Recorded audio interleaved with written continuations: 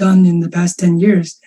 So my name is Ted, and I'm the founder of FabLab Taipei and the host of Maker Fair Taipei. And also currently I'm the director of Taiwan Makers Association.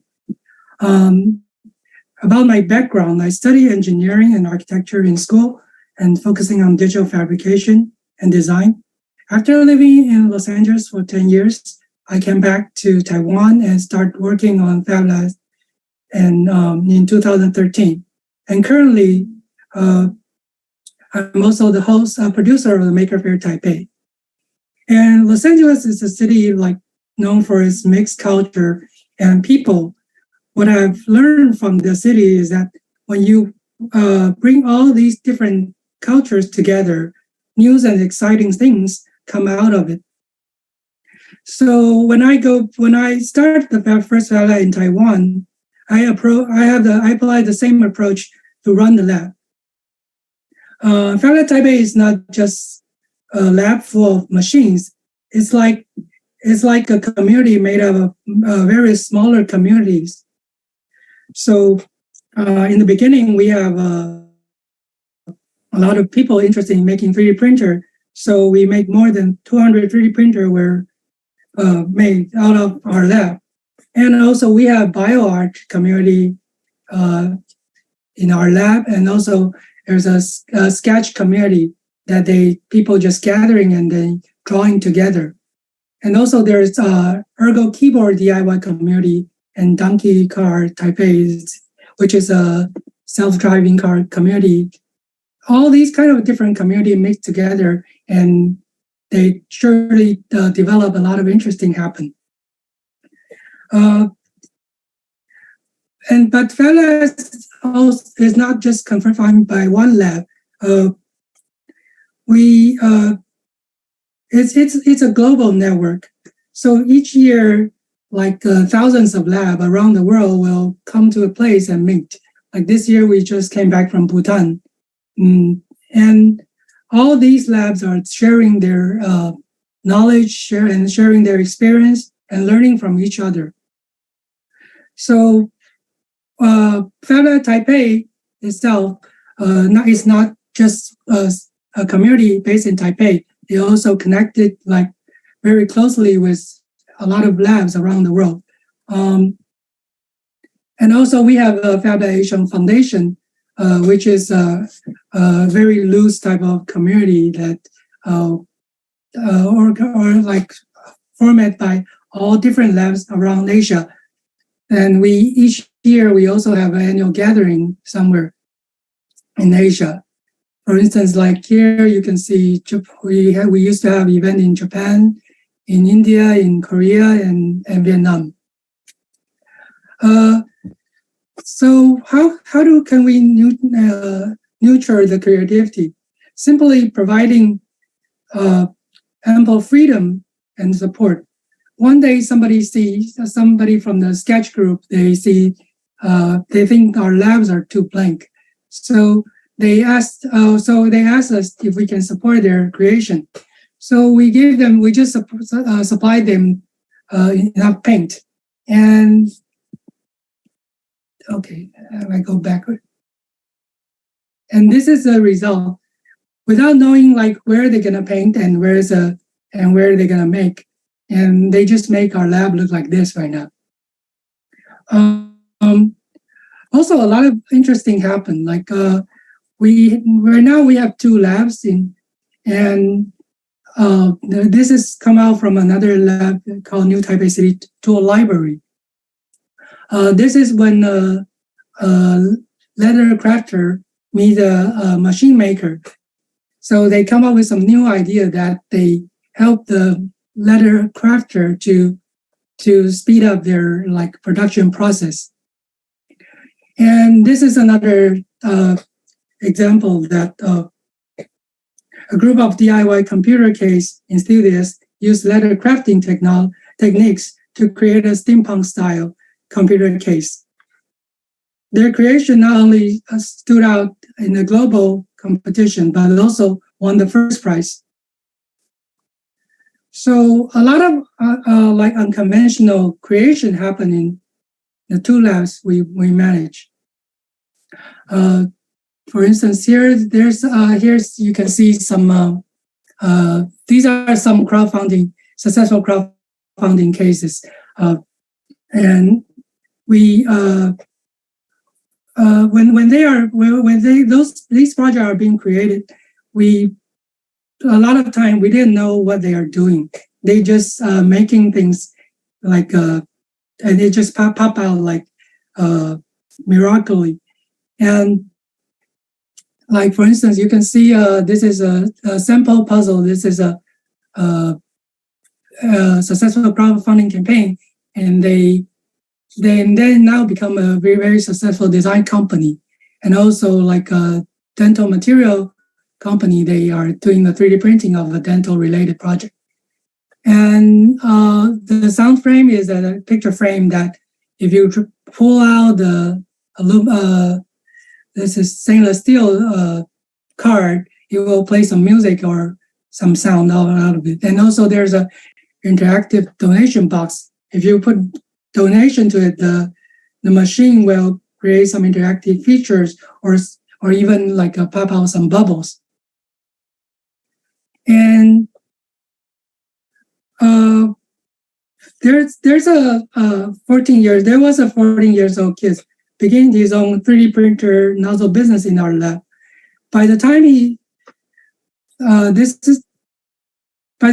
reached 16, he left school and to pursue his own electrical car project. This is how it looked like.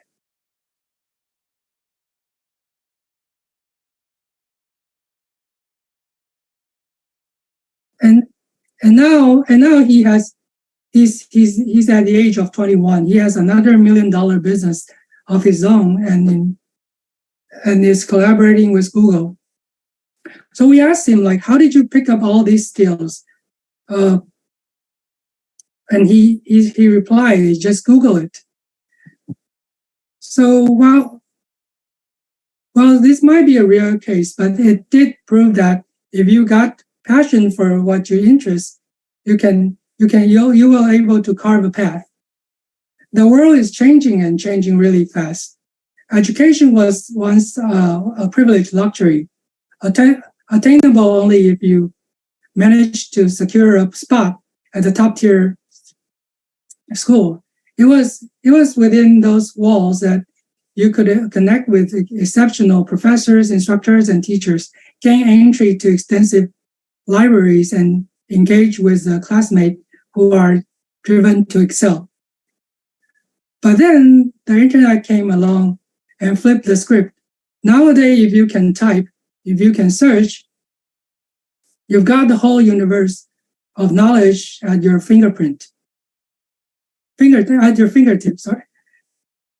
But when I was in high school, back when I was in high school, there was no internet, no Google, and definitely no AI. So I'd always be like, why do I even have to learn these? Some subjects are just really boring. And I don't know what these kind of knowledge can help for my life. And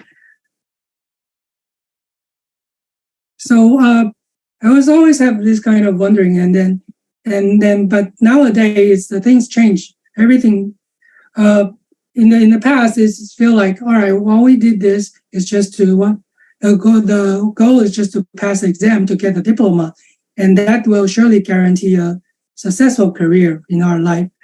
But now everything changed crazily fast, from stuff like Internet of Things, cloud computing, big data, AR, VR, all the way to self-driving cars, metaverse, and even ChatGPT. In just about 20 years, the world have done a complete 180 degree. Having a diploma doesn't guarantee success anymore. So what do we teach students? What should we teach students right now? And what can we make them able to survive in the future? In the age of searching of ChatGPT, memorizing a lot of information might not be as important as it used to be.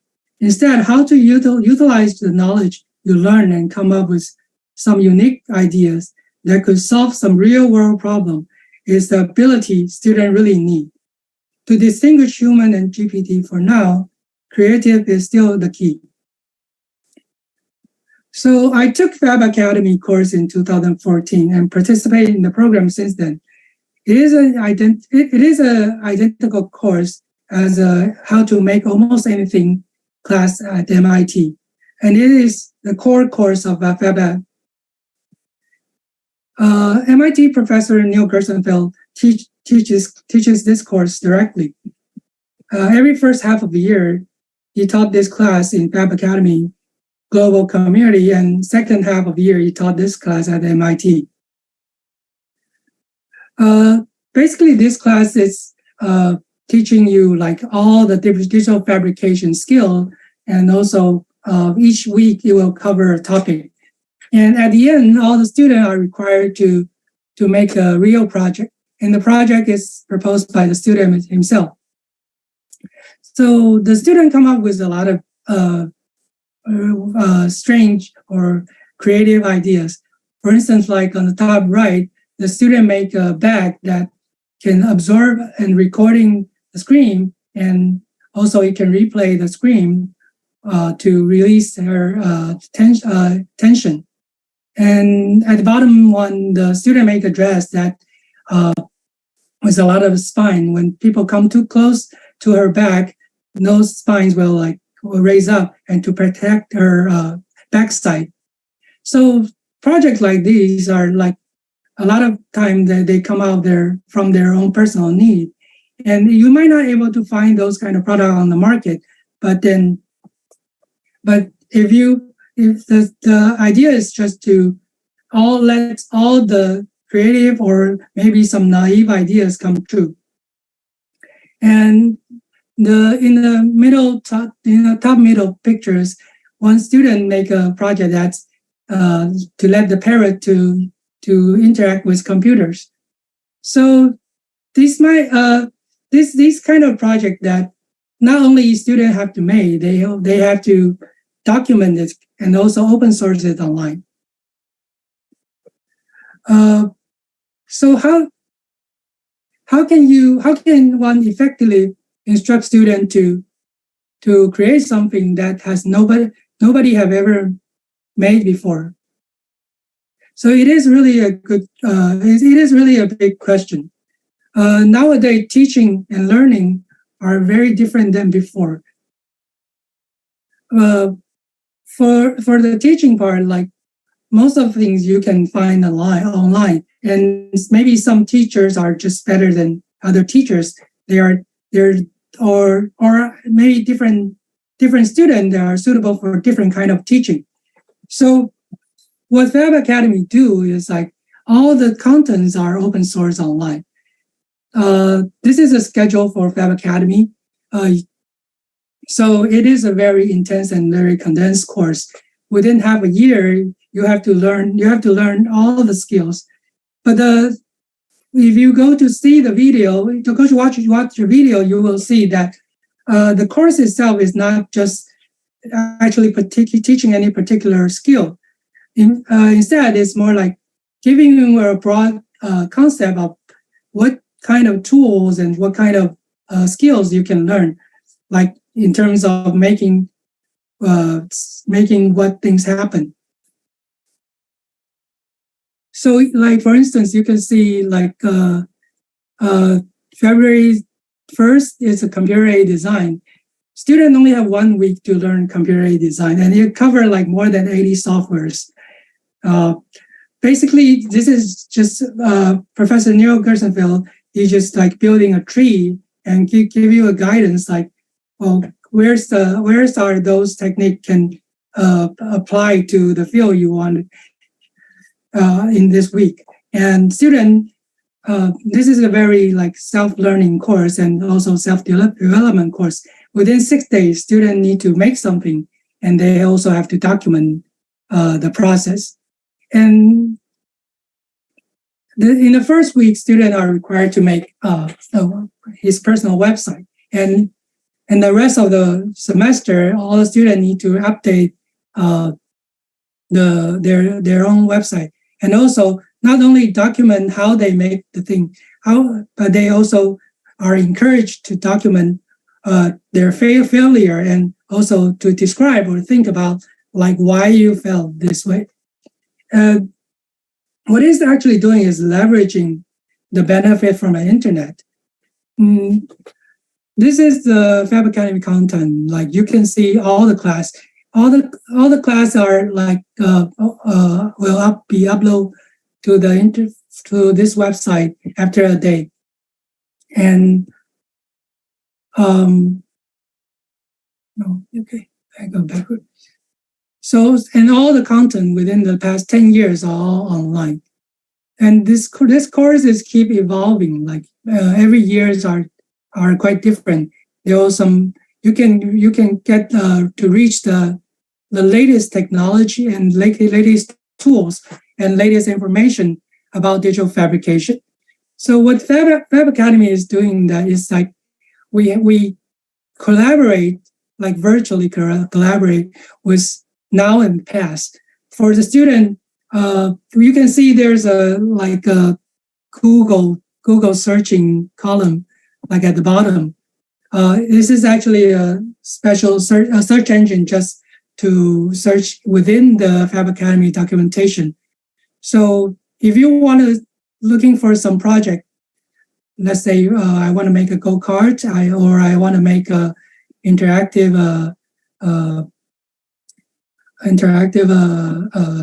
gaming machines, or like maybe something that any kind of creative project, you could just go there to search and you can find has there anyone already created something similar before?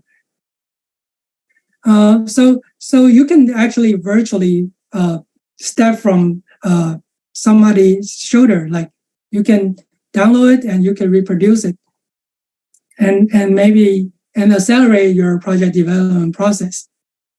This is what Fab Academy is doing to encourage like virtually collaboration through the internet documentation. And actually, in fact, the most expensive part for education is to answering students' question. To teach a class to how to make almost anything, especially it's hard. So Fab Academy developed this system that how to solve students' problem. Students not only can access talk to their local instructor, they also have original, like we have Asian region school.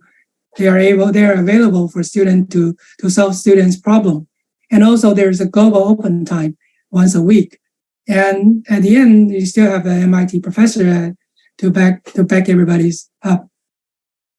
And this system works quite well. So most of the students, when they will have a problem, it's easily get solved. So how to teach makers? Again, like nowadays, I think evaluation on the student learning is something should be changed. Like just to memorize or like handwritten exam is not suitable for this day anymore, because memorizing are not the critical thing right now. Like a lot of information you could just get online, and you could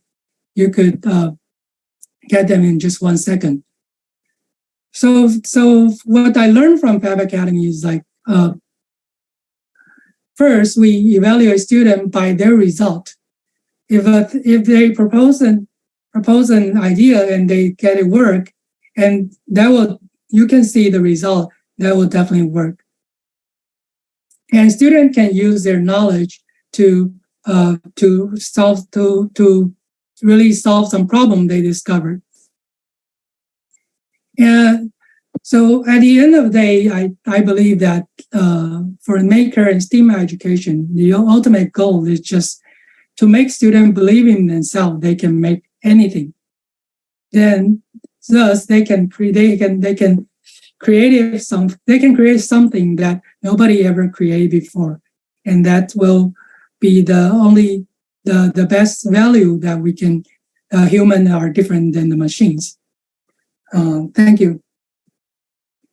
And also, Maker Faire Taipei will happen on November 18th and 19th.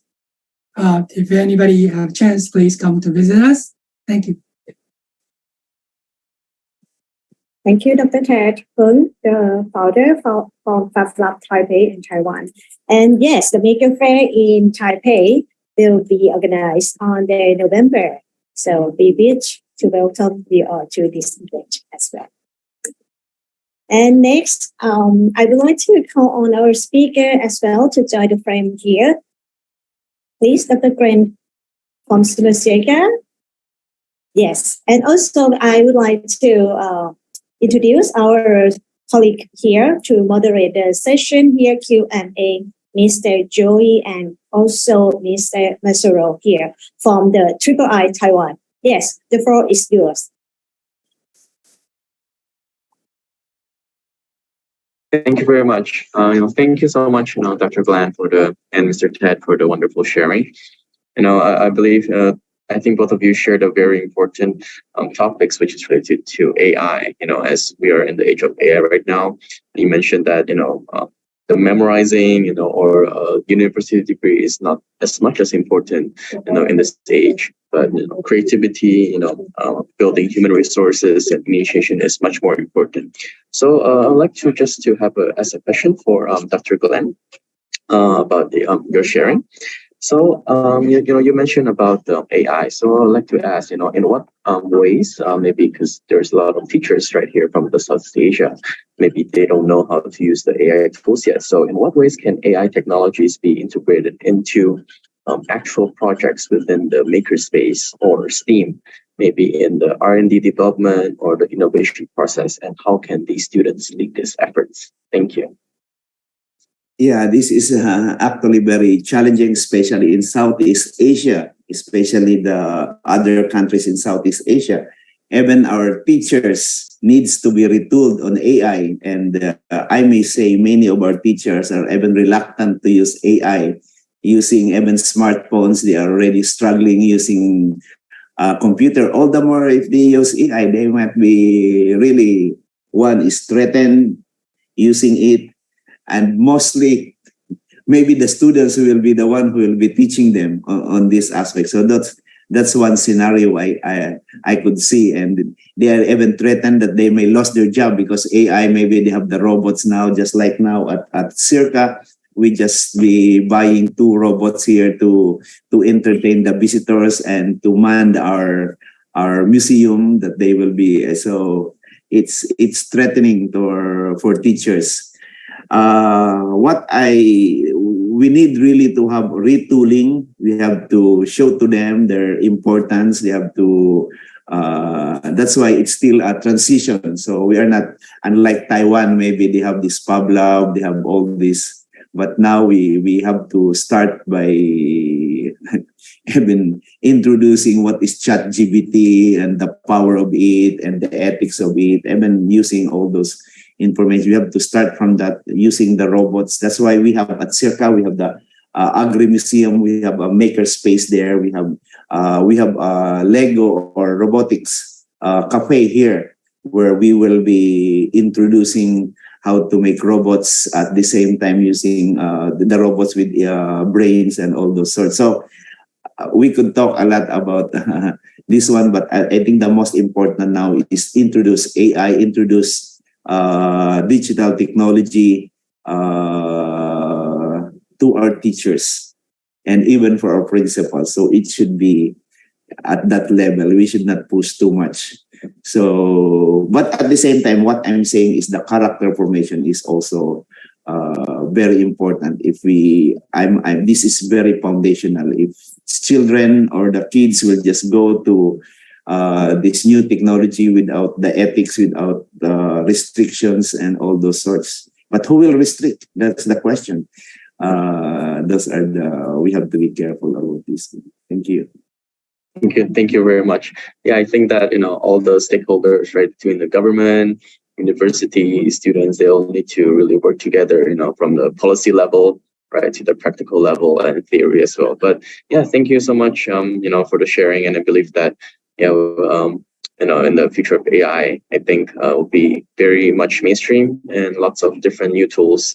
And, teachers need to be able to accept, and learn more with this. Due to the time constraint, I apologize. Maybe I can only ask the one question. So I'd like to hand this over to Mr. Masaro for 10. Thank you so much once again, Dr. Glenn. Thank you, Joy, and thank you, Director. So I do have, I think it was from the audience, we have the question for Ted. First question was, how about the cost and to the MEC lab as your lab school? And I think the second question was actually combined together. So let me just refresh that. So what about a school that still doesn't have the internet network in Indonesia? Because that question was from the education of the Indonesia government. So that was asking, is there still many areas that still haven't been touched by network? And for geographic reason, in the mountain area, even there was no BTS tower, I think it was the base to 7 stations. The network is still very poor. So Ted, I would like to ask these questions from the audience from the Education Department of Indonesia. Thank you. Well, the cost of the lab is actually getting cheaper and cheaper now, as most of machine right now, you can find some open source version, and you could just pretty much download the design and remake it in other fab labs. So as far as I know, like Indonesia also have some fab labs. There's probably one in Bali and one in Jogja, maybe. Actually, I will have a meeting this afternoon with the Jogja lab. They're making this afternoon. They're making a fab lab challenge now. I think in September. So I think internet constraint it will getting improved. Like several years ago, I think. Internet speed are not so fast, and we're still doing that. And also, but technology change fast. I'm sure that something will come out soon and to solve the problem. Absolutely. I think the infrastructure is only the very basic and also very important foundation about building all the STEM of educations. But I think right now we use a lot of AI and the new technology, and everything technology is evolving. So we were expecting there's more new technology to come out to fix the most infrastructures.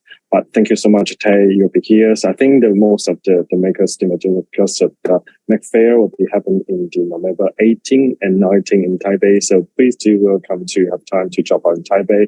We would love you to see that more information about student and maker in Taipei. So thank you so much, Ted, for your time today. Now back to Dr. Aurora. Thank you, Masro. Thank you, Joy, for moderating this session. It's very fruitful. I think we still have the question on the chat box, yes, and Q&A, and also our speakers, Dr. Brent and also Dr. Ted, they will also respond to the Q&A box, yes. And also, if you have any question, please write the email to Dr. Brent from Studio Siega. Yes, he will be happy to answer your question. Also, Dr. Ted already shared with us his email as well. So please send to them directly. And yes, for the next session, I would like to bring you to the section 2. For today is the panel discussion. For this session, you will learn a lot from the real experience from the classroom. Yes. From the higher education, from the basic education, or even in the primary school. Yes, and for this session, I'm pleased to invite my director, Dr. Krisachai Somsaman, the director of SEAMEO STEM-ED, to moderate this session. Please, Dr. Krisachai, the floor is yours. Thank you so much, Dr. Arwan, our lovely MC. First of all, greeting from SEAMEO STEM-ED headquarters in Bangkok, Thailand. I would like to welcome everyone to the panel discussion on the future of maker education in Southeast Asia and beyond. In this session, we have 5 very distinguished speakers who are very experienced in managing makerspace and implemented maker education in school, both in Taiwan and in Southeast Asia.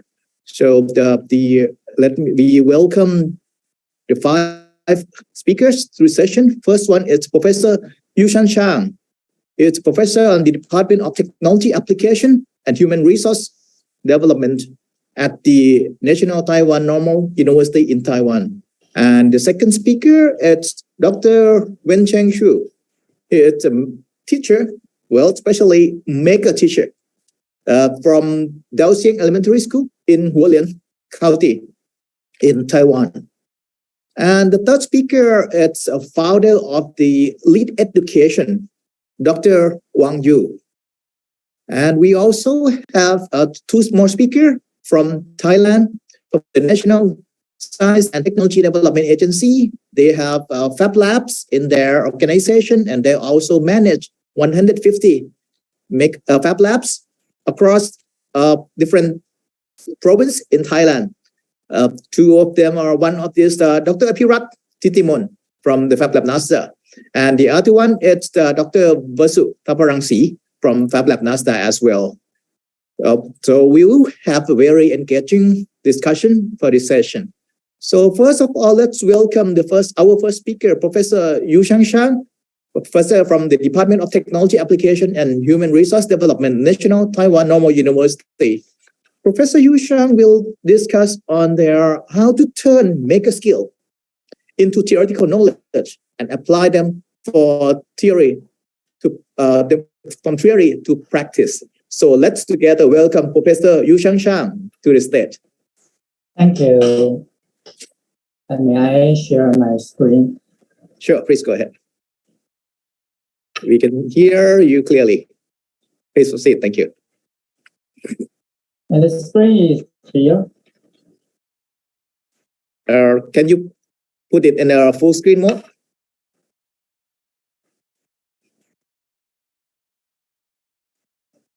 No? Is it clear? Okay, all right, good, perfect. Thank you, ladies and gentlemen. Good morning. Thank you for having me here. My name is Yushan Zhang. I am a professor of National Taiwan Normal University. I am a real human being, not virtual, not generated by AI. You know? Yeah. Today, I'm happy to share our experience and ideas with you about STEM and maker education in Taiwan. And I'm going to present in Mandarin. As you know, 从2018年开始 Okay, the translation AI is working okay? Yes, you may speak in Mandarin now. Thank you. Okay. 从2018年开始，台湾就建立了100个Maker Education Centers。到了2022年，台湾将投入高中200亿台币 (20 billion NT dollars) 来强化新兴科技和数位学习。这些经费的投入都是持续性的，可见台湾对于 Maker Education 跟 STEAM 是相当的重视。这是台湾，这是美丽的台湾。台湾的夜市国际闻名，它有很好吃的食物，还有文化。更重要的是，台湾的科技产业和科技人力的培育。在美国2012年，奥巴马总统举办了白宫科学博览会，努力推动 Maker Education 以及 STEM Education。希望有更多的 Maker Space Projects 以及 Mentors。台湾的政府透过教育部、经济部、劳动部很多部门的合作，共同推动 Maker Education。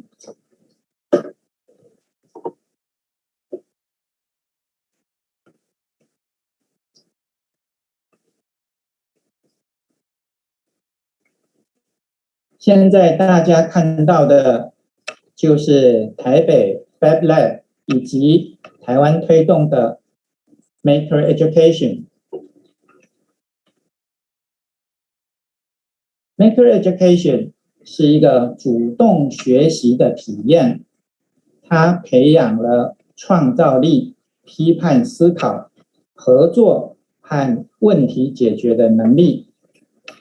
Maker Education 为了学生迎接21世纪做好准备。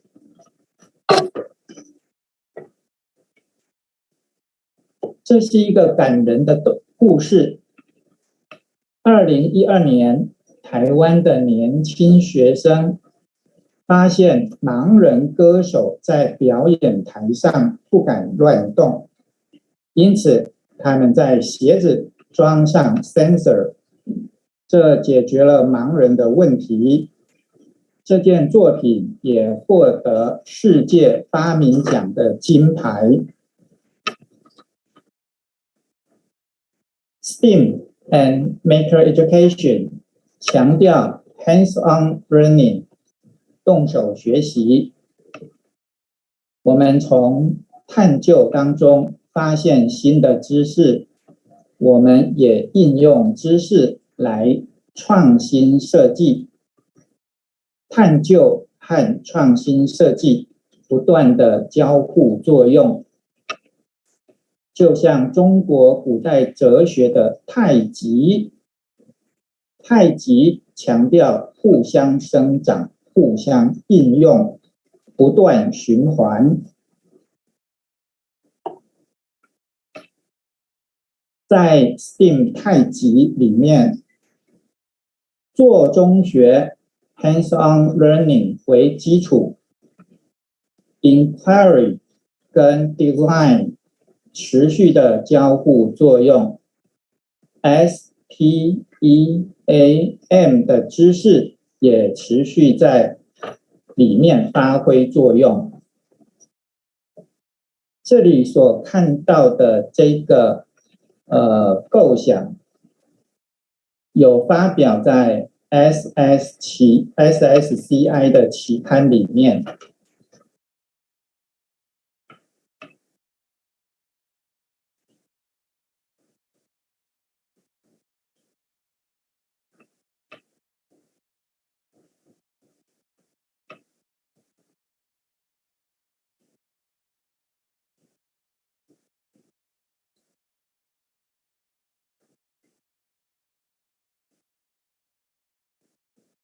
这里我们看到了学生他的学习是充满了刺激，充满了兴趣、主动性。这个玩具它利用到了动态平衡、重力、摩擦力的原理，再加上创造力，于是它就变成了一个 STEAM 的作品。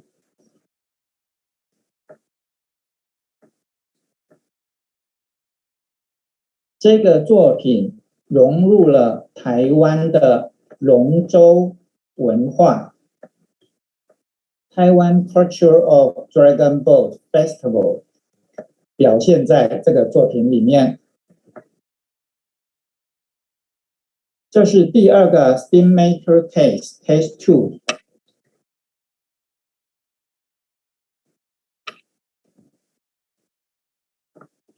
这是原住民电梯，利用 AI 影像辨识，根据不同的图腾图案，把包裹送到不同的楼层。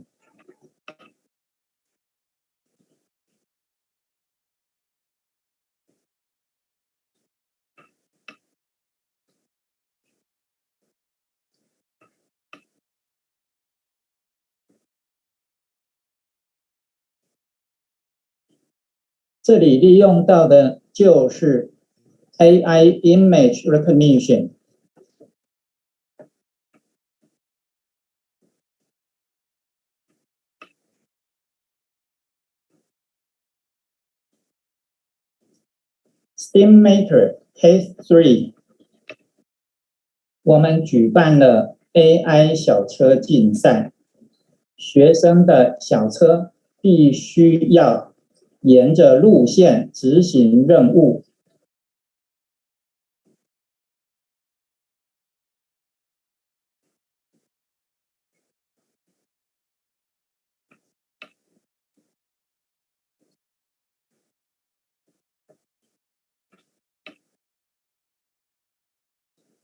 有非常多的女性的学生也参与了 AI 的竞赛。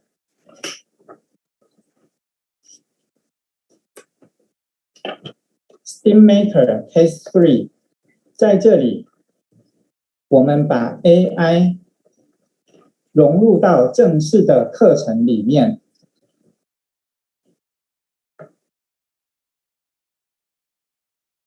在中学阶段，初中跟高中 in junior high school and senior high school 正式的课程里面，融入到正式课程里面。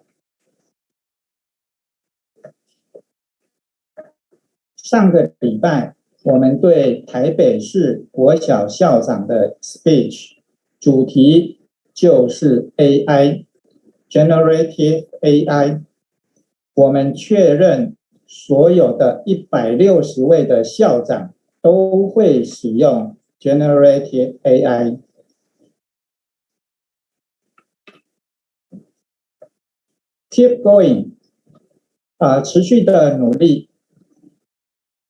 What is STEAM literacy？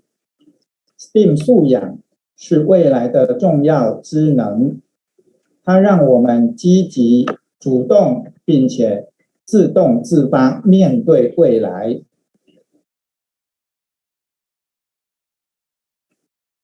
在非正式的学习里面，学校的社团、研习、竞赛，这个都是使 STEAM 学习更有弹性。在正式的课程里面，K-12 学生需要学习 STEAM， 所以正式课程的实施非常的重要。Thank you for your listening, and let's all improve STEAMmaker education and inspire the next generation of maker, creator, and innovator.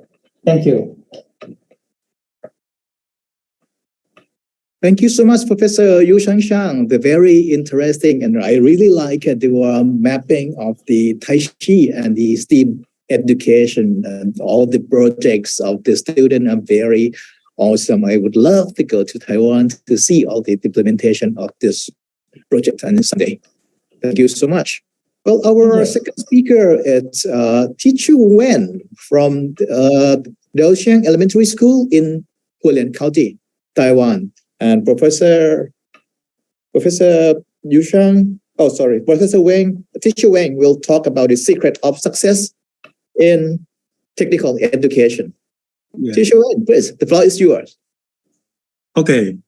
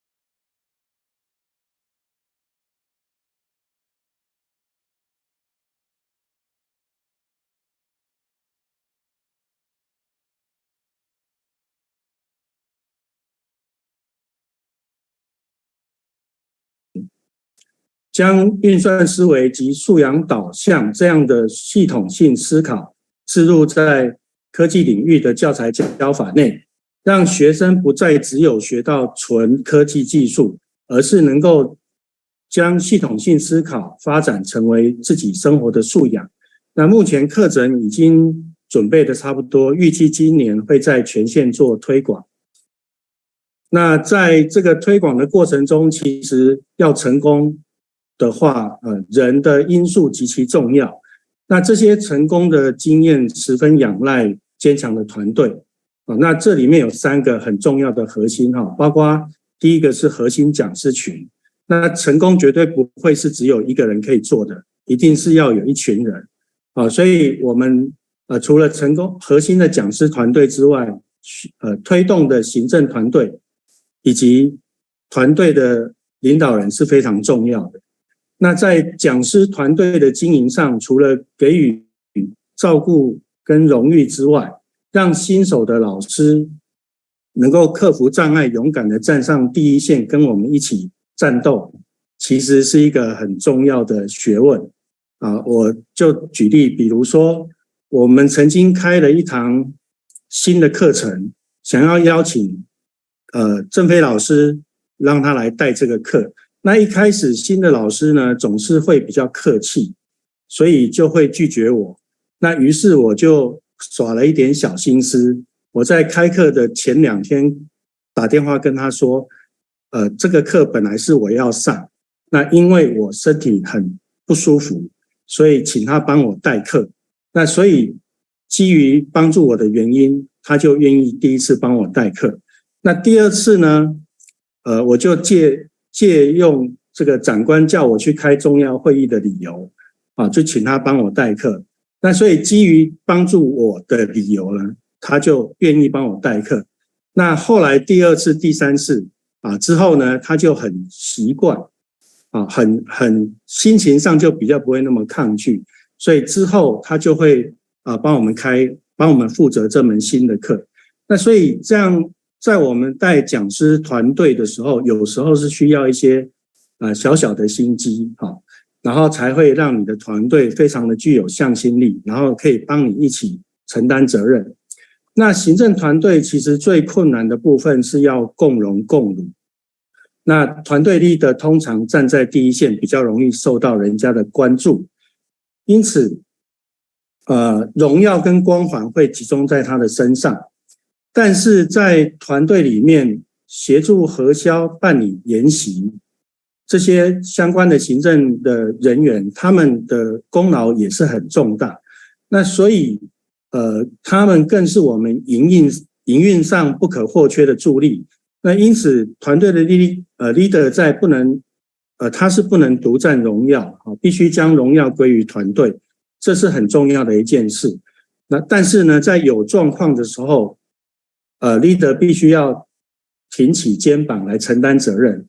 那大长官呢，比如说县长、处长，也应该要懂这个道理，随时协助团队来圆满这个人际关系。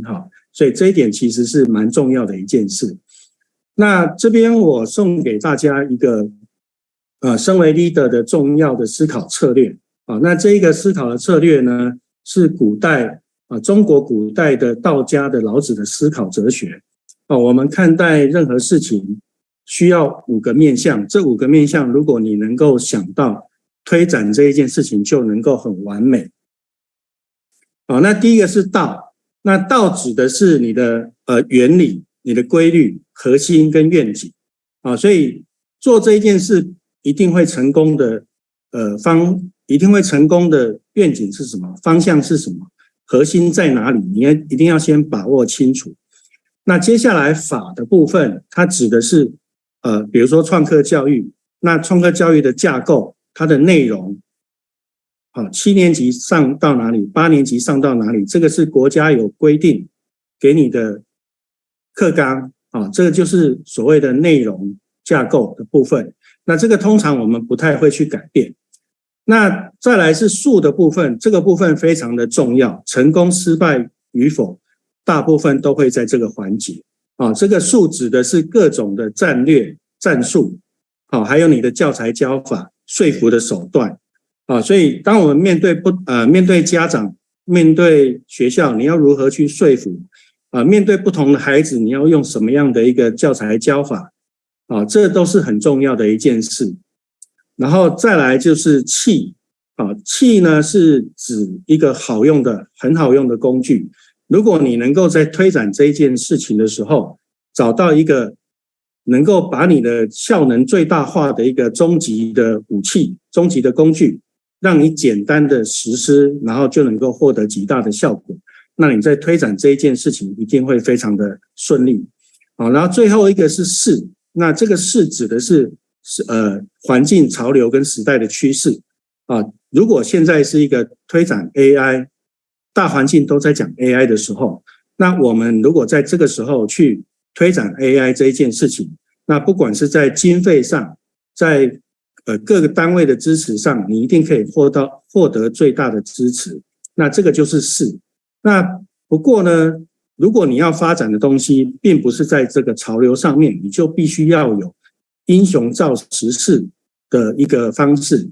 那这个东西比较困难，但是不是不可为那媒体是一个很好的方法。好，那所以这是一个我们看待万物的、看待每一种事情的一个策略。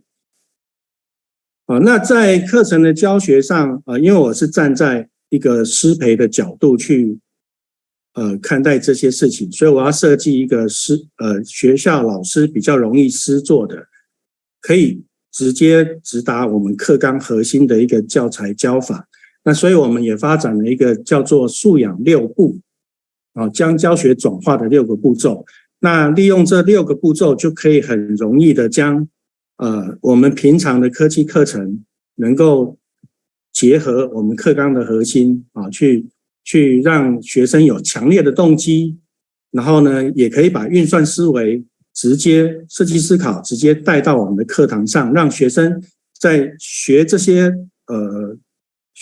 儿童程式，学这些创客的3D 列印或是雷射切割，或是一些小专案的时候，他可以同时学到运算思维跟设计思考，然后学到团队合作然后学到创客教育的精神，然后也可以学到自主学习跟后设认知将来可以自己自我成长，那还有创造力的培育，这个就是我们6个步骤很重要的内容。好，那在这几年的推动历程里面，其实要成功还有很多很多的元素，比如说线上线下的社群这个非常的重要。我们花莲为什么会那么成功，其实我们做了很多很重要的决定，那这些决定呢看似很厉害，那其实都是来自于线上线下社群老师各县市的重要人物的一个交流所以我们经常会在各种社团里面跟大家交流。那也由于我们花莲县将科技教育普及的远大目标跟坚定的信念，所以吸引很多的产官学的合作包括S4A 协会、科丁联盟、PTWA、联发科教育基金会、广达基金会还有一些国发会啦、趋势科技、电脑工会、佛光东华大学等，还有国内的各个创客的厂商都会来跟我们合作，互惠共好所以所以包括 S4A 社团这些东西这些社群都非常的支持我们花莲的教育，给我们很大的协助。那所以之后我们有了能力之后呢，也去协助各县市的推广甚至是蒙古缅甸的国际的推广的部分，我们也积极的参加了 Maker Fair。那甚至有些产业有些公司，它是因为在 Maker Fair 看到了学生的作品非常的喜欢，然后接下来后来才投入这个创客产业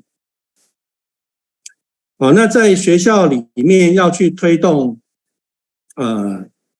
我是站在县的角度，因为我是花莲县的推动创客教育的主导人，所以在县长的一声令下呢，我们开始推动儿童程式跟创客教育的部分。那我分享2个例子哈，在自由民主的台湾，而且那时候国小的科技课纲并没有约束啊，并没有任何的架构跟约束，那所以你要推创客教育要达到100%，儿童程式要达到100%，这是极其困难的一件事。那最后我用了2个策略来圆满这个任务。那首先是我在脸书上面做了贴文哈，那贴文的内容是这样，我说明我们花莲县教育处有多么的用心，申请了各式各样的计划补助，那也协助学校培训了各种技术的创客老师，都训练好老师的。那所以创客教育是国家未来的希望，儿童程式也是小朋友最重要的能力。那所以如果你的小孩在学校没有上到这些课，那你可以跟学校要求所以我是在花莲县所有的有家长、有社会人士、有老师的群组里面去 po 了这些文章。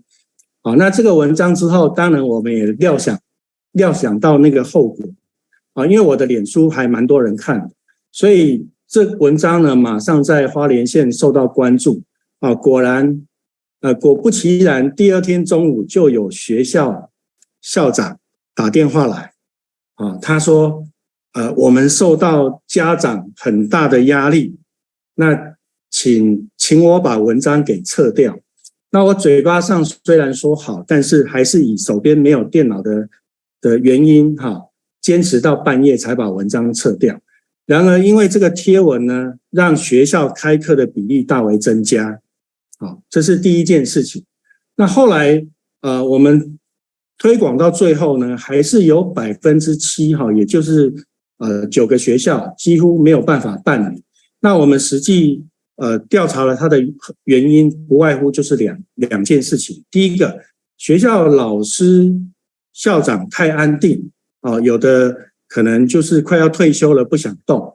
那第2个原因呢就是大部分花莲的学校是属于偏乡的学校，那因此在偏乡的流动率老师的流动率太过频繁，那所以即使这个老师很努力的学会，但是呢他可能下个学期又换到别的学校所以基于这2个原因，我们那时候在2018年始终没有办法做到100%。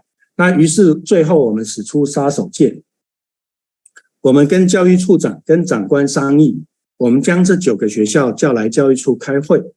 那结果在开会的时候，当我报告完了县长的政策跟教育政策的坚持之后，我以为处长会扮黑脸去要求那9位校长配合，结果处长扮白脸，非常的和蔼可亲，而且坚定的一一询问校长是否需要我们智慧教育中心的帮忙。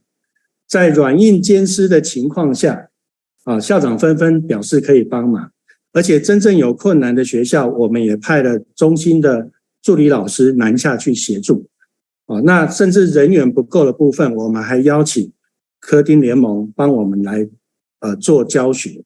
所以隔年在2019年，我们的儿童程式的普及率在全县的125个学校都有开课就达到了100%。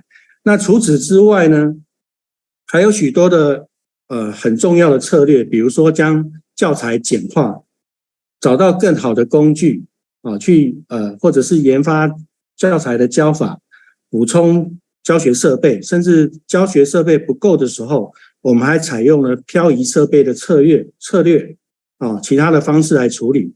那这些都是很棒的可以让我们能够成功的一些方法。那我们也提供县里面提供全县老师的一个上课的架构，那这个是属于国小的。我们在低年级的部分提供了就是不用电脑的不插电的一个科技创客的概念在教导他们运算思维跟设计思考的一些用游戏的方式去教导一些概念。那在中年级的部分，我们带入儿童程式跟创客教育跟开放硬体的部分，还有雷射切割跟3D 列印的基础的学习。然后在高年级的部分，我们就会将重点放在 PBL 的课程去学运算思维跟设计思考。Teacher Wang, sorry to interrupt. Can you wrap up in 1 minute? The time is up. OK， 好，那这是这一招送给各位了啊，知识型，这是中国古代的学问哈。我们学习知道之后，就要去思考怎么样应用，然后真的去实施跟修正。好，那所以我一直以来哈，我就相信各位如果找到对的愿景跟成功的规律，那离成功的目标就不远。那我的分享到此，谢谢大家。Thank you so much, Dr. Wen. That's very practical recommendation of the strategy. I really love the way you use your strategy to help with the substitute teacher, to bringing in him to lead the classroom with the courage. Thank you so much. Very amazing, very interesting issue. So our next speaker is the founder of Lead Education in Taiwan, Dr. Wang Yu. Dr. Wang, the floor is yours. Hello, everyone. I'm Richard Wang. Actually, I teach chemistry for university entrance examination from 1985 until now. So about the maker, I think far away from what I do now. But I want to share what I think about the science education and the relationship with maker.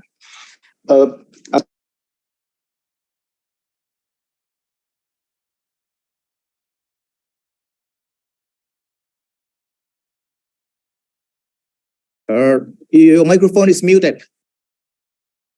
Sorry. So,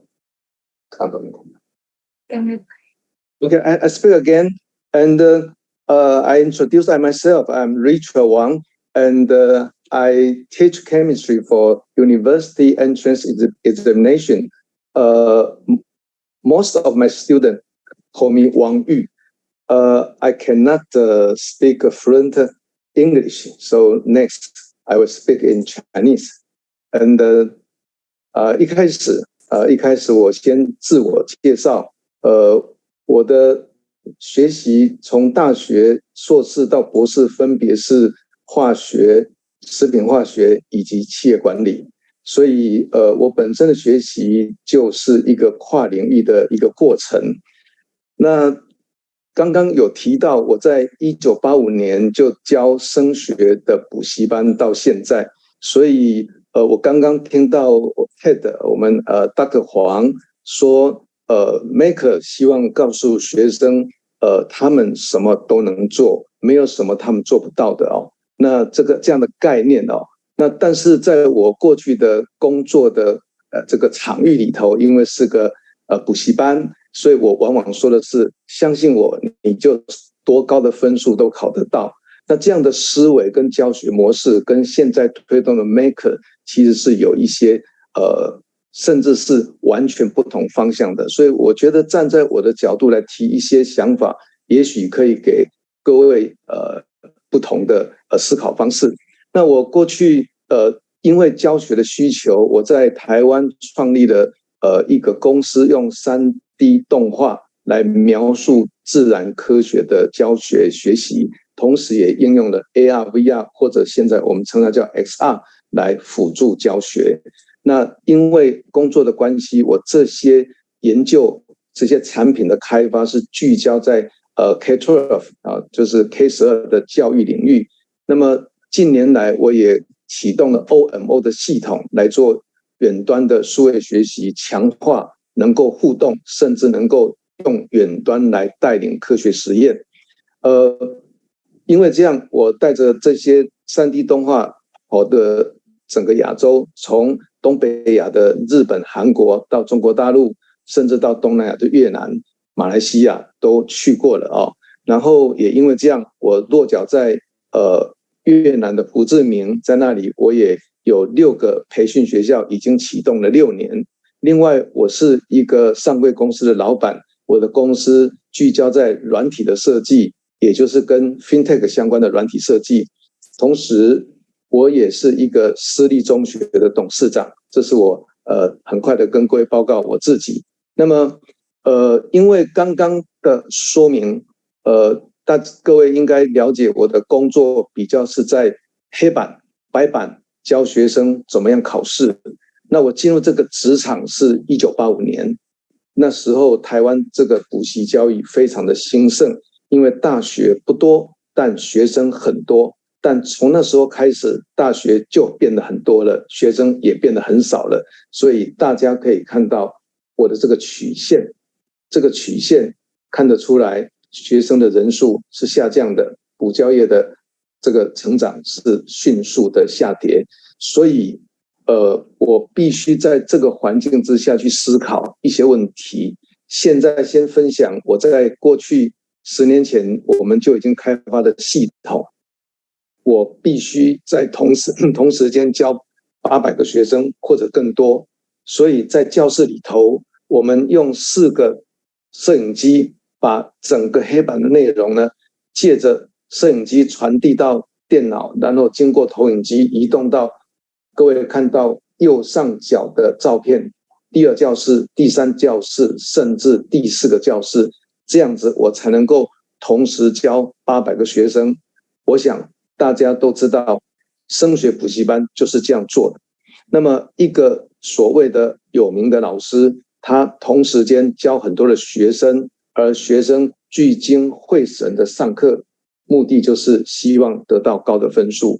那这样的教学行为，一没有互动，2没有自我思考或创新的这个机会，那更不要提说去思考说他们过去从小学到高中所学的，能够在生活上能够做应用。刚刚邱老师说，学习呢其实是提高生活素养，以提高生活素养为核心，但是在我的工作上并没有做到这一点，所以我在10年前就开始思考，我能不能在不断的告诉学生分数怎么提高之外，也能够用别的方式吸引他们对科学的兴趣，同时引导他们也能够参加一些像科学展览啊，或者现在所谓 Make 的这样的活动。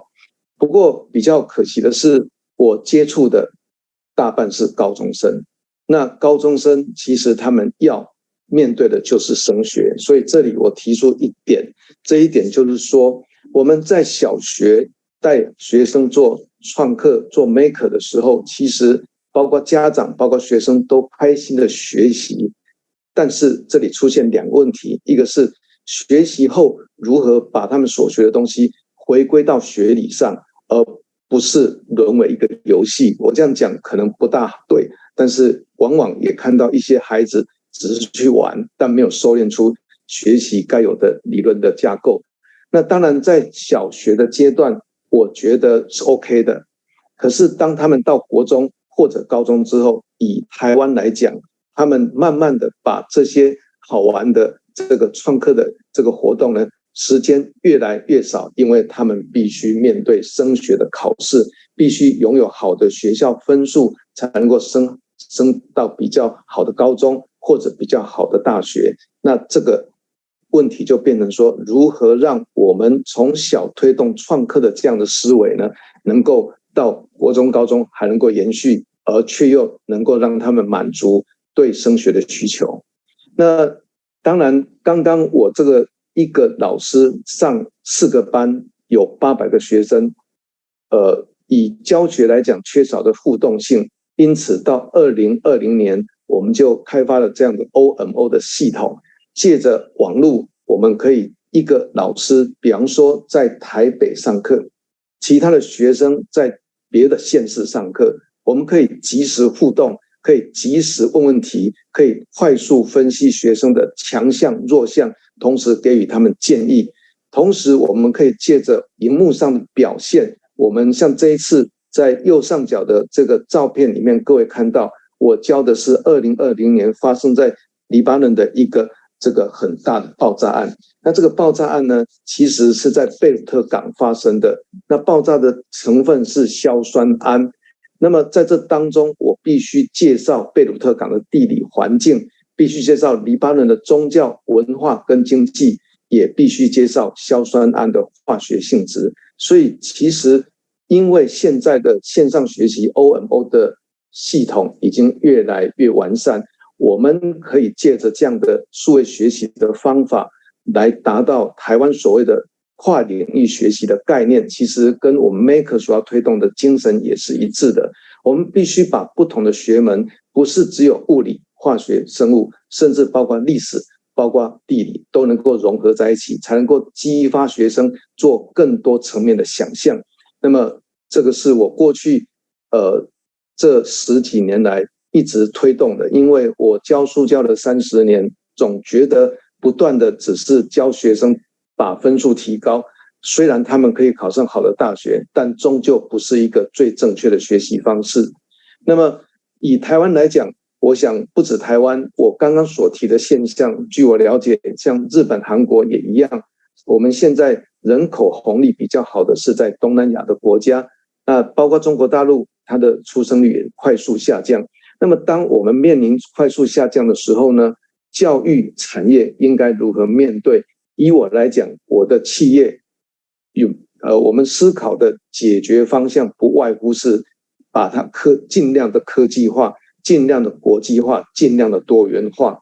那么所以呢，我用了许多的人力跟时间，还有老师，从7、8年前就开始开发这个3D 动画的内容，当然后来也植入了所谓的 VR， 让学生可以做沉浸式的这个学习。现在我用比较短的时间给各位分享各位一些画面。各位现在听不到声音，但是我的影片是有声音的。虽然我的英文不好，但是我全程用英文授课的。这一个影片我是全程用英文授课。那么我示范一个蛋放到酸里头，很快的蛋壳会产生2氧化碳，所以会很多恶心的泡泡出现。这些恶心的泡泡经过了一段时间，当蛋壳完全跟酸作用完之后呢，那么这个蛋就变成一个只有膜的这个画面，非常恶心，对不对？但是下一个画面慢慢的壳不见了，它就变成了一个所谓的透明蛋。那这样的一个实验其实学生都可以做，但是呢做完之后呢，有没有去思考为什么？所以我又研发，这些全部都是我的老师、我的绘画、我的工程师帮我做出来的，我们全部都是靠自己的企业来完成这个 3D 动画。那么靠着触控面板，把刚刚的科学现象，我们用 3D 动画来呈现，那老师就可以在这个画面里头解释为什么这个会有蛋壳不见了，泡泡产生了。那泡泡是什么东西？它会让火焰熄灭，很可能就是2氧化碳。好，那么所以呢，其实我还有准备另外一些水果电池啦等等，带着学生透过网络操作的这样的影片。因为时间的关系，我就不再多说。像这个画面，我们可以看到相关的化学式，让学生不只会玩，而且真的有进入学术理论。好，那么所以这个部分其他的影片，今天我就不再往下播了哦。那么再往下呢，这是我们目前这个教育企业以我的团队来讲覆盖的地方，包括整个亚洲几乎都去了，因为唯有国际化才能够知道各国的教学模式，能够调整我们的内容，以便适应整个亚洲的教育需求。那同时我也在越南有这样的一个机会，到目前我们已经有5个自己的培训学校了，明年计划推展到10个培训学校。那我们在这里头也把期待能够分享在台湾所研究的教学方法教学心得，还有教学的科技，能够跟全亚洲，尤其跟我们东南亚的这个老师学生们来做分享。以上是我的报告，谢谢大家。Thank you so much, Dr. Richard. Very interesting approach of teaching. I really like the immersive learning tools, equipments that you have done. The very interesting issue that you talk about the measurement of the student learning and the way that they need to encounter with the difficult exam, the big exam in their life to proceed with their education. Thank you so much. Very wonderful information. So our next speaker from Thailand, from the National Science and Technology Development Agencies, we have Dr. Apirat and Dr. Vasu with us. They will discuss how they manage the 150 makerspace Fab Labs across the country and the issues that come up with those. They are the management of those Fab Lab and the other relevant issue. Thank you so much. Let's proceed with Dr. Apirat, please. Okay, thank you, Dr. Kitsathai.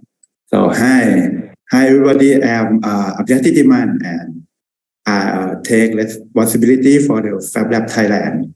And today I am going to talk about the implementation of the Fab Lab in Thailand. So, let me start with my workplace. Okay, Silinthorn Science Home. Silinthorn Science Home is one of the National Learning Center for STEM activities. We work under the National Science and Technology Development Agency, or we call NASDA. The key pillars of the work that Silinthorn Science Home is doing are training STEM for the teacher, doing STEM camp for the student, and the development of the curricula, the science content, the material such as a book or multimedia. And of course, one of the most impactful learning center at Silinthorn Science Home is the Fabrication Lab, an educational and makerspace. In the Fab Lab, we provide essential equipment and tools for engineering skill development, including 3D printer, laser cutting machine, hand tool, digital tool, and scientific instrument. So the key objectives behind setting up the Fab Lab, including inspiring innovation, educating both teacher and student in engineering skills, facilitating design and fabrication using technical tools, and thereby create the future opportunities for aspiring engineers and innovators in the upcoming Thai generation. Okay, and for sustainable development goal, it is very important that we do not only teach the children how to build a bridge, but also we motivate them and inspire them to create innovative ways to cross the river. It's like someone said that, tell me, I will forget.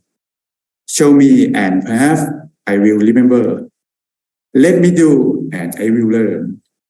This is a hand-on activity that is what we always do in the Fabrication Lab.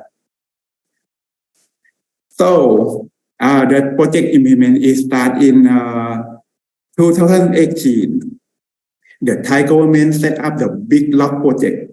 The Big Lock project goal is to prepare the new generation to be scientifically creative, as well as more capable in using cutting-edge technology. In this regard, NASDA has been selected as the primary organization to implement Fabrication Lab in 150 high schools across Thailand. In collaboration with the 10 universities, we set up the infrastructure. We offer the mentorship to both teachers and students, and empowering them to make the most of Fab Lab facilities and unleash their full potential. So after we having developed the capability of both teacher and student for approximately 2 years, we launched a national contest under the topic STEM Project for Sustainable Development. The objective of this national contest is to encourage the student to be an innovative maker, by using the fabrication tools to develop some prototype that's suitable for their community, and inspire them to develop their work by realizing and understanding their community problem. So on the way of formulating a project, students collaborated with their teacher, engineer, and a member of the local communities with the aim to solve the community problem. Furthermore, the contest can be considered as a new platform for enhancing their design thinking, enhancing their engineering skill to apply for their community and well beyond. Students also have an opportunity to develop and practice scientific communication skill, as well as building up the teamwork competency on the national stage. And that is what we do in the era before the COVID. After that, we also have activity, and for the subsequent part, I will let Dr. Wasu provide an example of the teaching and learning activity within the Fab Lab. So, Dr. Wasu, please. Can you hear me? Okay. Thank you, Dr. Atula, for providing us with valuable insight into the management of Fab Lab and STDA. I'm Wasu Papalamsi from Fab Lab and STDA. As we move forward, I will now take the opportunity to elaborate on the exciting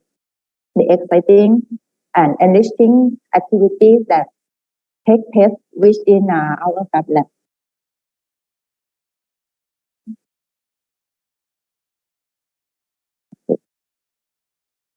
At the heart of our Fab Lab are the enriching activities we offer to students.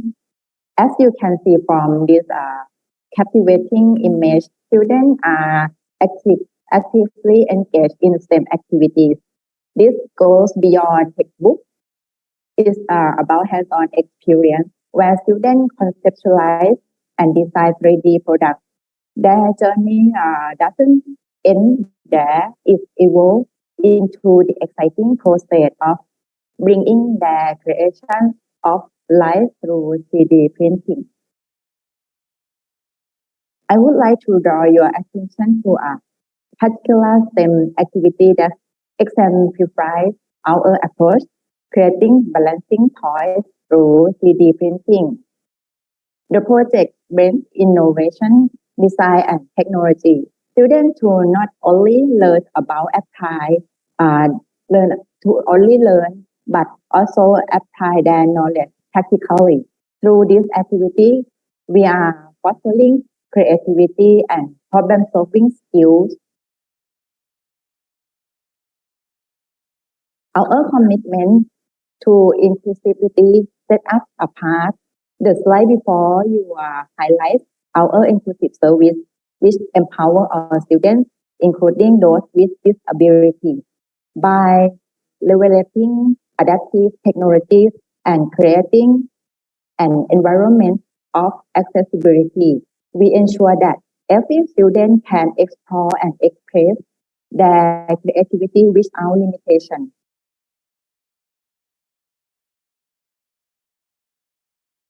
The image in this slide depicts courteous process of our Fab Lab, nurturing educators through empowering workshops. We equip teachers with skills to craft learning media effectively, while embracing the illustrative design process. Educators gain insight into DIY 3D printing workshop, evaluating technology to enhancing teaching strategies.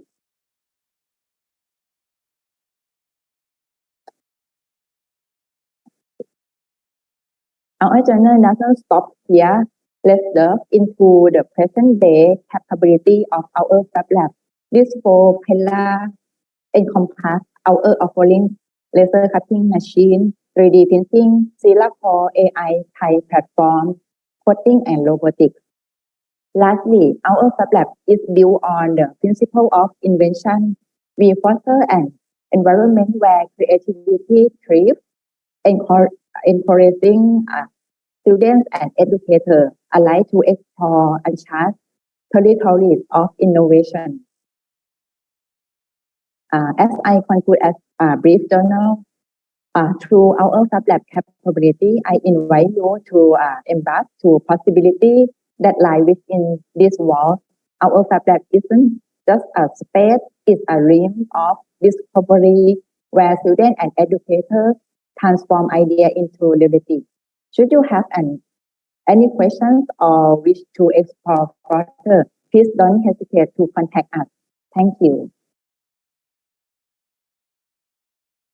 All right. Thank you so much, Dr. Basu and Dr. Purat, for very informative presentation regarding the implementation of the 150 Fab Labs and Makerspace in Thailand. I think we have a lot more Makerspace in Thailand than this 150, and we would love to see the collaborative work across all the Makerspace, not only in Thailand, but for the region and connection to Taiwan and the rest of the world as well. That's like our previous speaker said, that internationalization is very important for the student to learn.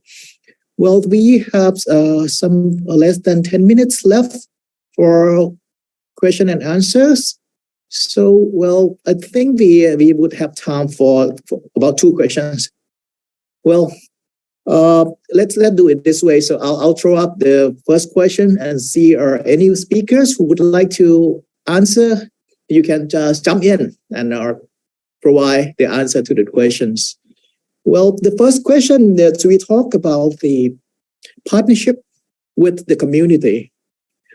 Well, I'm wondering how can you engage the communities to support the work of your Fab Lab, your Makerspace, your Maker Educations, and who are those partners, and what kind of strategy that you have used to engage the partnership with those organization or community. Well, any speakers would like to answer these questions?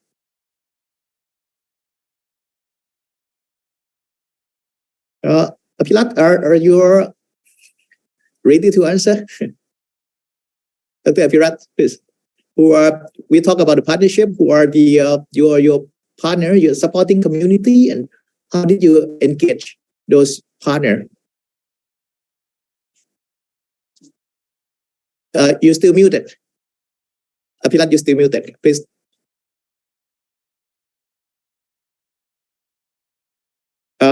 Still muted. And you?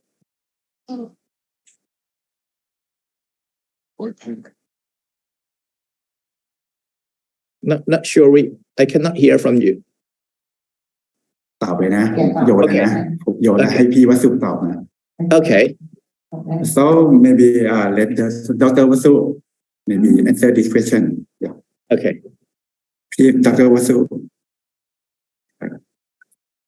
Can we answer in Thai? Okay. Language. All right. Okay. Joey, can you use the AI to translate from Thai to English?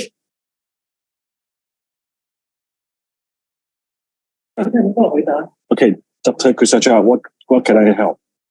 The speaker will answer in Thai. So okay. Please set sure, that. No problem. Let me switch to the Thai. Right, the first speaker. Please go ahead. Okay, just a second. Okay, please go ahead. Okay. Can you answer again, please? ในเรื่องของ collaboration เรื่องของความร่วมมือกับหน่วยงานอื่นๆหรือว่ากับชุมชนต่างๆนะครับที่จะ support การเรียนรู้โดยใช้ Makerspace ตอนนี้ทางFab Lab Thailand ใช้ยุทธวิธียังไงบ้างหรือว่ามีพาร์ทเนอร์ยังไงบ้างนะครับในที่มีความร่วมมือกันในการเรียนรู้เกี่ยวกับเรื่องของ Fab Lab เนี่ยครับ สำหรับFab Lab Thailand นะคะเรามีความร่วมมือกับ มหาวิทยาลัยในประเทศไทยและMaker Club ซึ่งสนับสนุนทางด้านนักวิชาการและผู้ปกครองแล้วเรามี150โรงเรียนทั่วประเทศเป็นเหมือนศูนย์กลางของซับแลบให้กับทุกๆจังหวัดในประเทศไทยแล้วในปีถัดไปเราก็จะพยายามหางบประมาณและเครือข่ายทั้งในประเทศและต่างประเทศเพื่อมาสนับสนุนทางด้านหลักสูตรการเรียนรู้ให้ทันสมัยขึ้นทั้งด้าน AI ด้านโรบอติกค่ะแล้วก็ทั้งด้านการฝึกฝนคุณครูซึ่งเป็นหัวใจหลักของการทำงานแบบไทยแลนด์เริ่มจากการเทรนเนอร์คุณครูนำความรู้ไปสู่นักเรียนครับผมสำหรับการนำแฟบแลบไปสู่ชุมชนนะครับตอนนี้เราก็จะติดต่อกับทางโรงเรียนนะครับเพื่อที่จะประมาณว่าให้โรงเรียนเนี่ยสร้างโปรเจกต์กับชุมชนนะครับโดยให้นักเรียนออกไปเซอร์เวย์ที่แหล่งชุมชนแล้วคอยถามเขาว่ามีปัญหาอะไรบ้างนะครับนักเรียนจะคอยรวบรวมข้อมูลเกี่ยวกับปัญหาในชุมชนเพื่อเอามาสร้างเป็นโปรเจกต์นะครับแล้วพอสร้างเป็นโปรเจกต์เสร็จแล้วก็จะจัดงานประมาณโชว์แอนด์แชร์เพื่อให้คนในชุมชนเนี่ยเข้ามาได้เห็นว่าMaker Space เราทำอะไรได้บ้างเพื่อชุมชนประมาณนี้ครับ Okay, all right. Thank you so much for a very comprehensive answer. Very interesting. You are engaged in the community. You are the help from the universities, from researcher to support the knowledge and the helping with the equipments, for the fab labs, and also you reach out to the community, all the school or school teacher to support their learning of the fab lab. Very interesting. And well, let's see, anyone from Taiwan would like to answer the question of how you engage the community in supporting your maker education and maker space or fab lab.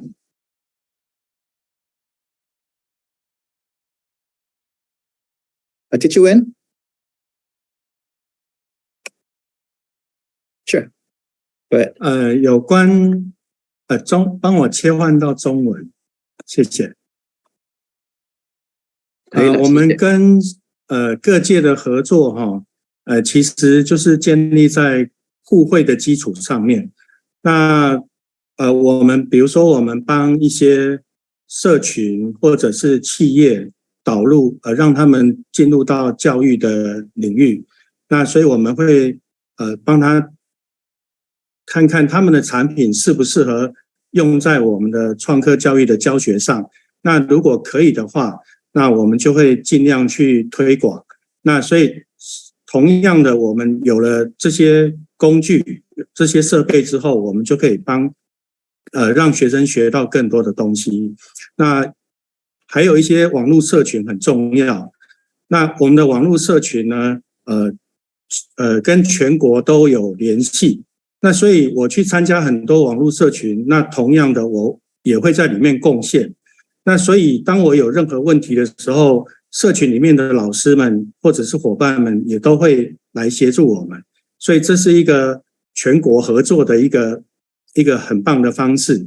那他们也会给我们很多的相关的讯息，比如说哪里有资源哪一个学校可以合作，哪些教授是在这个方面是很有方法的，可以帮助我们。所以网络其实是一个很棒的线上线下合作的一个方式。那产业也是一样。我的回答到这边，谢谢。谢谢 Thank you so much for the very practical answer for this question. Well, let's see, Professor Richard, you have any additional comment on this question?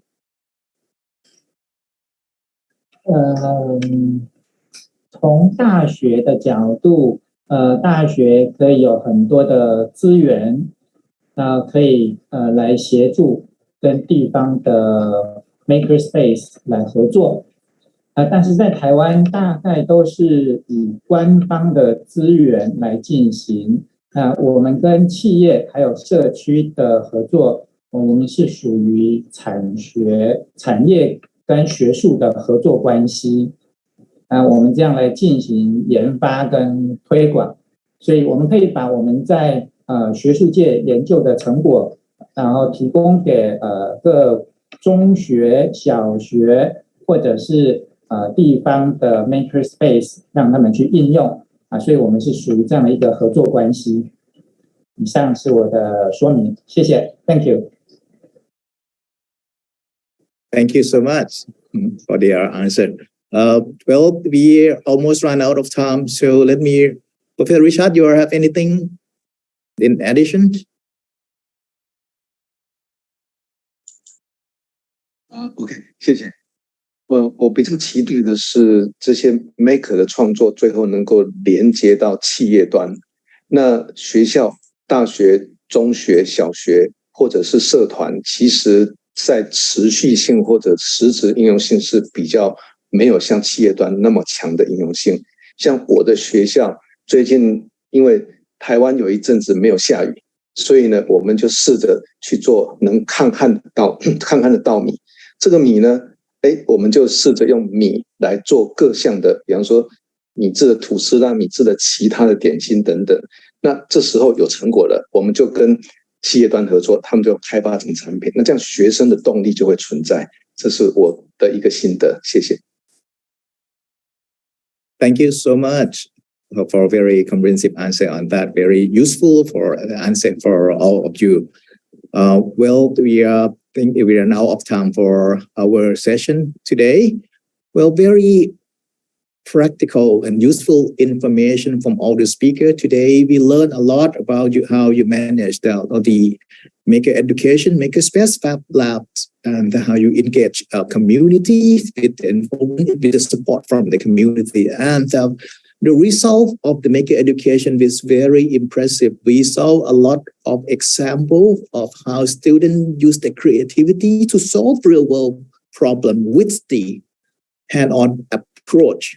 So maker education and STEAM and STEM education aligns together very well, and we could use the approach to support. And with the engagement, with the support of the community, with the connection with all the makerspace across the world, we can learn from each other, and we can help strengthen the capability of the student to have the ability to build their character to face with the challenge of the 21st century and their future. Thank you so much. Back to you, Dr. Orwan, our lovely MC. Thank you.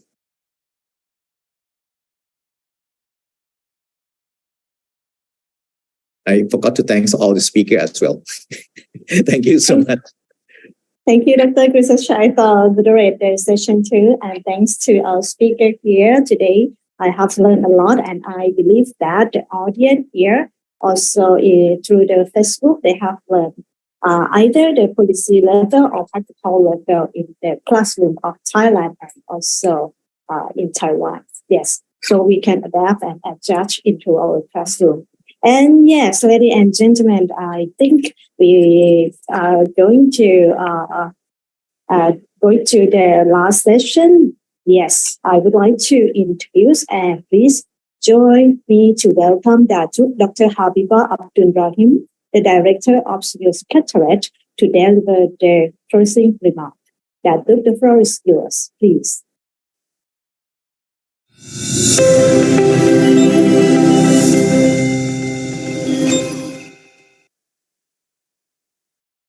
Greetings, keynote speakers and distinguished guests. Thank you for such a fruitful session on Maker and STEAM education. Maker and STEAM education is indeed profoundly important in a region as intensely developing as Southeast Asia.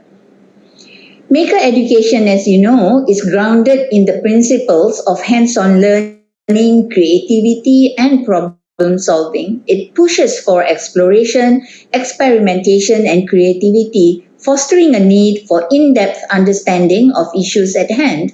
STEAM education also infuses creativity into traditional subjects, enabling students to tackle real-world challenges holistically. Together, Maker and STEAM education empower our youth to become the architects of innovation and change.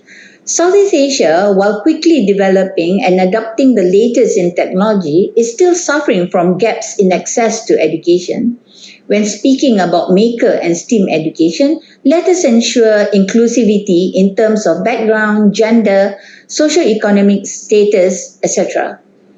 Let us make sure that the widely known issue of lack of women in STEM is no more. Let us generate a diverse community of innovators and thinkers who contribute unique perspectives. Southeast Asia is also struggling to ensure that teachers have the most up-to-date skills. Meanwhile, our educators play a pivotal role in the transformation towards maker and STEAM education. Comprehensive training programs should equip them with the tools to facilitate experiential learning and nurture creativity in the classroom. Empowered teachers will ignite the spark of curiosity in their students. Another issue classic to education in the region is infrastructure. It is imperative that education institutions are equipped with adequate facilities in order to foster the success of maker and STEAM education. Modern labs complete with the right tools and technology must become the standard. Taking into account the immense diversity of the region, cultural relevance has been proven as the one factor that ensures sustainability of various initiatives, including, I'm sure, maker and STEAM education. I always take the example of Muhammadiyah, one of the largest groups of schools in Indonesia that was founded in 1912. It was developed as locals wanted local learning that was not provided by the colonial powers. It has stayed relevant for more than a century by continuing to provide such a solution for youth who are barraged with foreign influences through media and globalization. Moreover, Southeast Asia's diverse cultures on enriched maker and STEAM education by infusing local knowledge, traditions, and challenges into projects. This is especially relevant for SEAMEO as we too have embarked on a number of programs that encourage problem-based learning, which is similar to the principles of maker and STEAM education. Our SEAMEO Japan ESD Award and SEAMEO Singapore Students Challenge, for instance, are both encouraging students to come up with solutions to issues in their community. Our teacher e-training series with University of Tsukuba, Japan this year focuses on instilling mathematical thinking and problem-based learning in students. Certainly, University of Tsukuba also played a part in the formation of SEAMEO STEM-ED's picture book program to teach STEM to the young. Ladies and gentlemen, integrating maker and STEAM principles into the curriculum can create a holistic and seamless educational experience. Interdisciplinary projects can help students grasp complex concepts while encouraging them to think critically and creatively. Governments and educational institutions should collaborate to provide a policy framework that supports the integration and growth of maker and STEAM education. This includes funding, curriculum development, and research initiatives. In conclusion, maker and STEAM education stand as beacons of innovation, creativity, and problem solving in Southeast Asia. By embracing these approaches, we can empower our youth to become active contributors to the advancement of our societies, fostering a culture of innovation that shapes the future. Let us join hands in fostering an educational landscape that not only equip our students with skills, but also ignite their passion for learning and making a positive impact on the world. Thank you.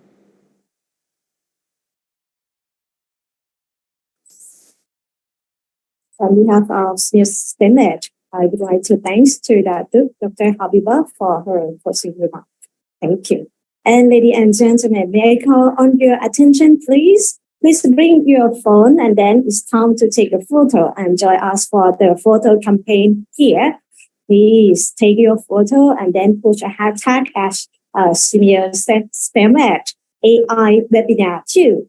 This one is number 2 already. And if you are selected, you will get the prize there. That's true on our Facebook as well yesterday. And yes, right now it's the time to end the webinar with and now the announcement that I'm so proud of. Yes, and may I have another slide, please, for the e-certificate and evaluation. Yes, please. Scan here and then you will get your e-certificate within the 31st of August. I will separate all the certificate to you. And I would like to make sure and to ensure that please add your active email, your name, your organization, and your country. And please double check before you submit the link. And right now, I think my team is already post this QR code on the chat box, and you can also click on the link and also on the Facebook as well. You can take a photo and also you can do it later on, or you can complete right now. And the e-certificate will be sent to your email. Yes, please double check before you submit. Thank you. And also for the both photo campaign and e-certificate, we will also post on our Facebook. You can follow us. And from some participants that asking about the third webinar. Yes, I believe so. Our office and SEAMEO STEM-ED, we will also organize the third one. It's coming soon, so follow us as our Facebook or website. And also, I would like to make announcement here. If you I would like to repeat and rewatch this event, you can also access to our SEAMEO website. Yes, you can follow all the events there and rewatch this webinar as well. And ladies and gentlemen, this is the time to end this webinar. I would like to say goodbye and thank you to all speakers, moderators, and also the audience here joining us in Zoom and also watching us through the Facebook as well. And yes, please join me to welcome our SEAMEO song as a protocol. Thank you. See you next time. Thank you.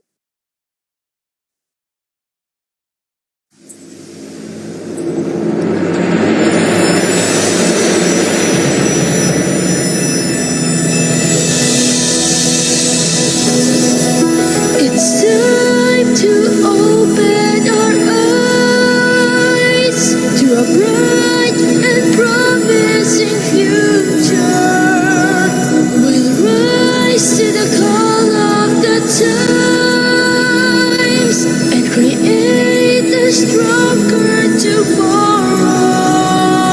Let's start to make a difference, teaching everyone to learn through science, health, and technology. We will share our expertise by promoting knowledge and policies. We can build a better world. Let us take a step for our visions alone, making future works for the people to grow in a life filled with happiness and dream. Here at SEAMEO, building the future is our legacy.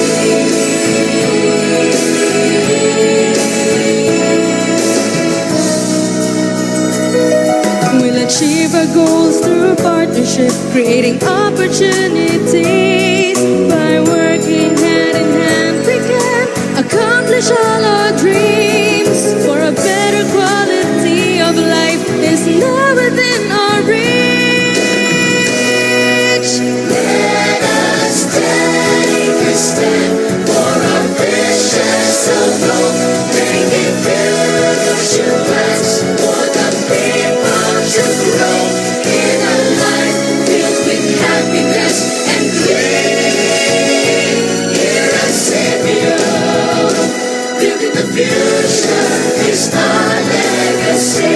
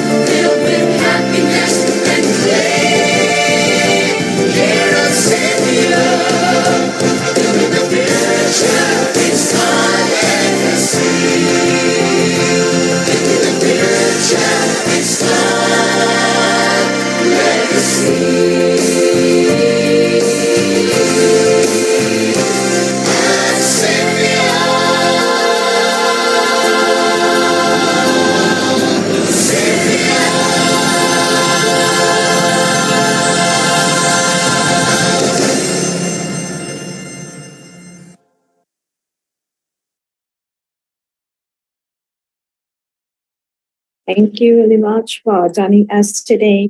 I believe that the team also sent the link into the chat box, so you can also click on the link, and I will share it on the screen for the QR code for the e-certificate also. And also from the Facebook Live, we will send the link to you in the messenger. Thank you.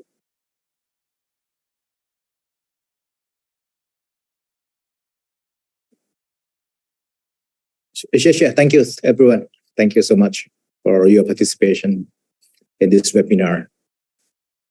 Thank you so much. Thank you.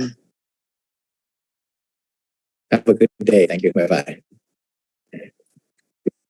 ขอบคุณนะครับขอบคุณนะครับเร็วขอบคุณครับรัก ขอบคุณมากครับพี่หมอครับ ไม่ได้มาเจอกันที่นี่เลยเดี๋ยวไว้คุยกันต่อว่าเราจะทำอะไรร่วมกันต่อยังไงดีนะครับแล้วก็ผมก็ต้องพยายามผลักดันในส่วนของMaker Space กันต่อครับ ครับขอบคุณครับสวัสดีครับ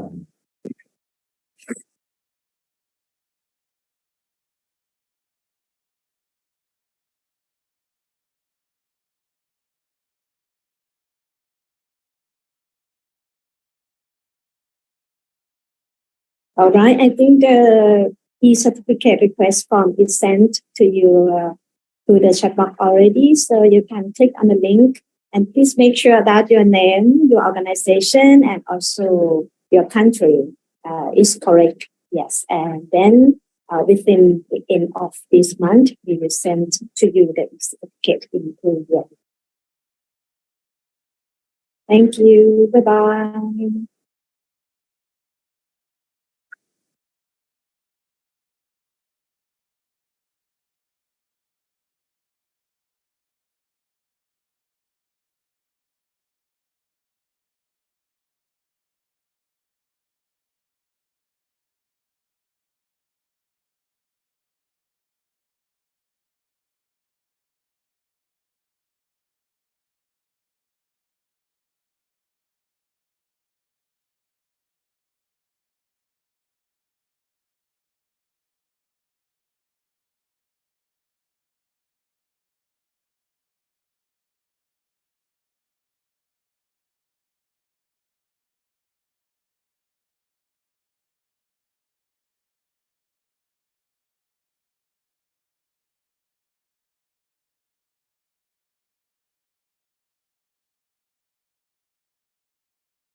All right, team, my team shall stop now.